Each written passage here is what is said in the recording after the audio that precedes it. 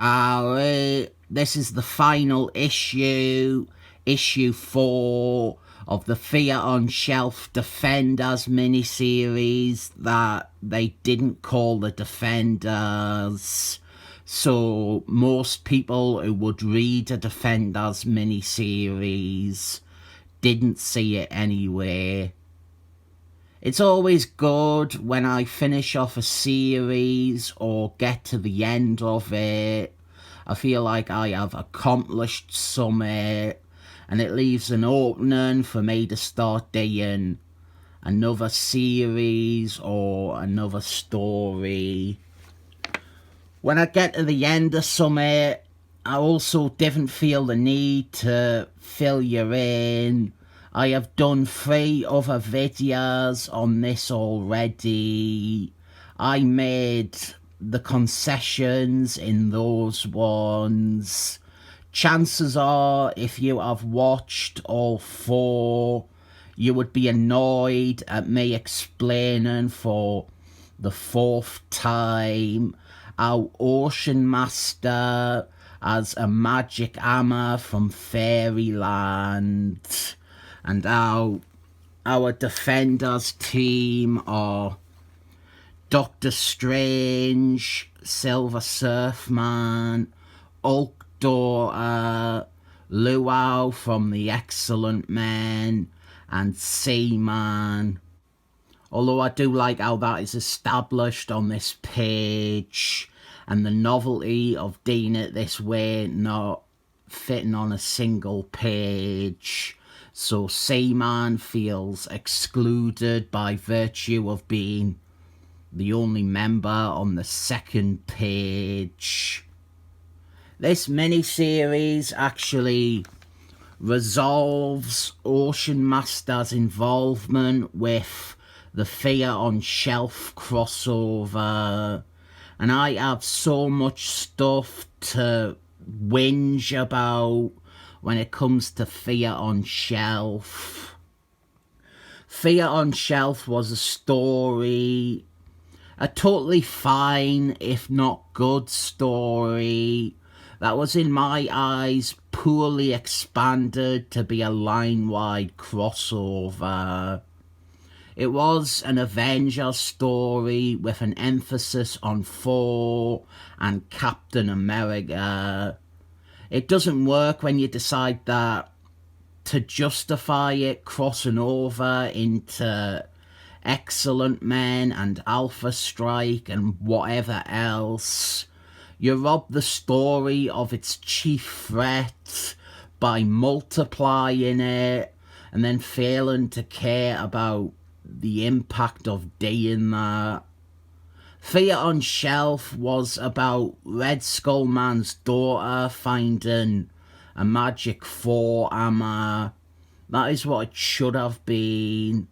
But to allow it to cross over, we had several other magic hammers, and you have a character like Ocean Master, who isn't even shown in the main miniseries other than when they establish that he has gotten one of the magic hammers, and then he is dealt with in this miniseries that is very off in the corner. Hulk and Thing, they both got magic hammers, and absolutely nought was done with them being possessed, and they were all resolved outside of the main series not very well. Thing, he was possessed for all of 4 minutes, and it's really telling because that is the only bad thing they have allowed to happen to him in 30 years, and he rubbed it off quicker than everybody else, to the point where it made a mockery of the story. It was just a bad choice to do all this stuff with 8 different hammers. Ocean Master is meant to be causing like real damage to the world. he's going to conquer the surface land. I think in Alpha Strike we see that he had flooded entire cities. None of this is of note in the main Fear on Shelf book. And I would say a huge part of that problem was that you had 2 Avengers books, which are opportune times to flesh out this stuff, but they were written by Michael Bryan Benson, who refused to play ball with a crossover that he wasn't in charge of.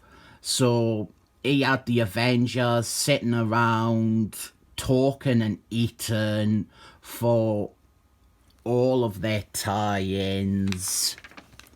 And I criticised the way the crossover was handled, but we did get a mini-series like this, which is good. This was a nice Defenders reunion that wasn't prey to the same problem that befalls a lot of the other Defenders reunions. This issue is them fighting Ocean Master, but let's get to the big bit that I'm going to spend all the time on. We call in a bunch of other Defenders, past members and allies to aid in the big fight, and this is great. We have Captain Stingray. He was one of the heroes who tried to join the team in the Defenders for a Day story. We have got Satan's Son, a classic Defender over the years. Cloud Girl, she is there. I very nearly missed her. She's quite deceptively hidden. She is mainly from the Peter Gilbert run, where he revealed her backstory, and then after that, nobody wanted to touch the character.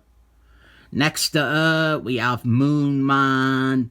He allied with the team in the Hank Scorpio story. We have Coke and Pepsi, who joined very briefly in Strange Tales number 7, that Peter Gilbert story I reviewed. And then Pepsi, who is the girl, I think, she joined by herself in Tom Beavort's awful 90s run. We have Atomic Skull from the Invaders. He joined in the underrated Joe Kelly miniseries. We have Black Panther, and I was curious why he was there. And there are appearances like Defenders 84 or Black Panther issue 35. But I have come to believe he is really here in his capacity as Daredevil's temporary replacement. Then we end on the trio of Slayer Man, the Cat, aka Kate Leff, and Etrigan the Demon. Didn't need a gun out of them. They have all had major stints in the Defenders. So yeah, we get a good love letter to Defenders history here. I get to see some of my favourite members back for a few pages. And ones like Cloud Girl, they get to make an appearance for the first time in years and years. This is a good mini-series celebrating the Defenders as a team without it getting too bogged down in the samey, wishy-washy nature of all the other attempts where It is usually just the big four defenders and maybe Velcro. I think it is the case that all the good Defenders reunion stories have usually involved a small appearance of Etrigan the Demon. So make note, true believers. Oh, and 7 thumbs up.